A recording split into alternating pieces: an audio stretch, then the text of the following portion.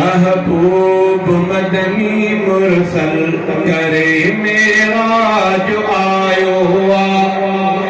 सोने नबी के मालिक साईं सोने नबी के मालिक साईं अर्श जो सैर करायो महबूब मदनी मुरसल करे मेराज आयो महबूब मदनी मुरसल करे मेराज आयो अरबी हो आराम जे अंदर तेने मुको जिबेरी नूह परवर अरबी हो आराम जे अंदर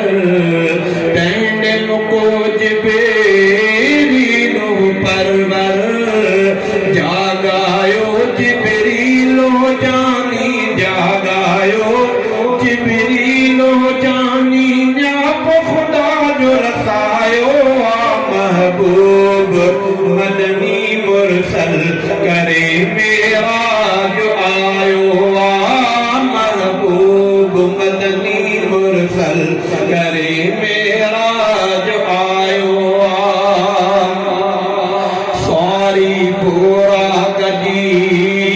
आई प्यारी थी सफर जी उनते प्यारी सारी पूरा गजी आई प्यारी थी सफर जी उनते तैयारी नजर जिते आ कदमों ते आ नजर जिते आ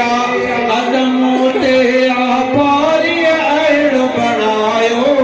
महबूब मदनी मुरसल करे मेराज आयो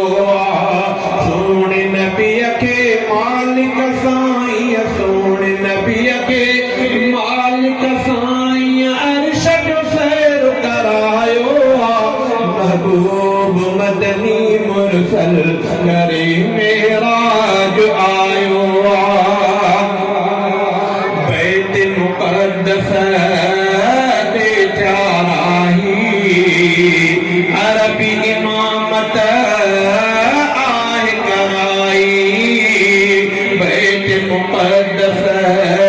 दे चाराही अरबी इमामत आए कराई सारे नबियन सान मिला उत सारे नबियन सान मिला उत फखर के अॻिते सायो महबूब मदनी मुरसल करे मेराज आयो महबूब मदनी मुरसल करे मेराज आयो सारा फतही आसमान घुमियाऊं दोज़ख जन्नत भी ॾिठाऊं सारा फतही आसमान घुमियाऊं दोज़ख जन्नत भी ॾिठाऊं कादिर पंहिंजे कुदरत जो ई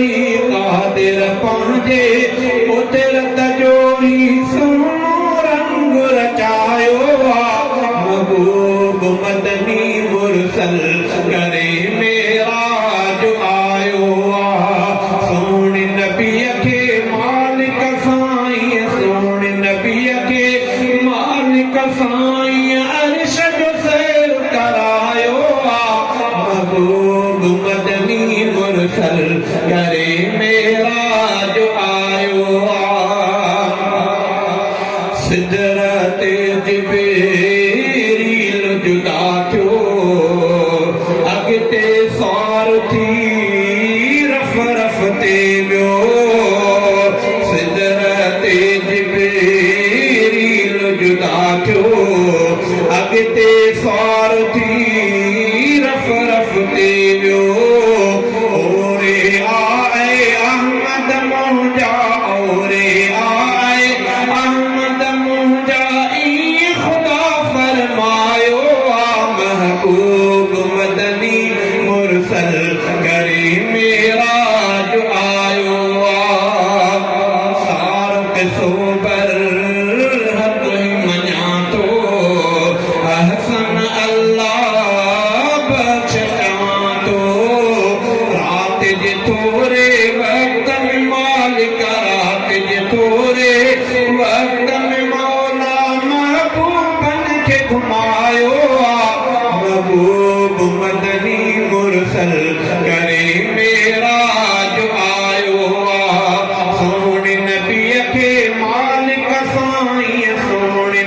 यके मालिक साईं अरशद खैर करायो महबूब मदनी मुरसल करे मेरा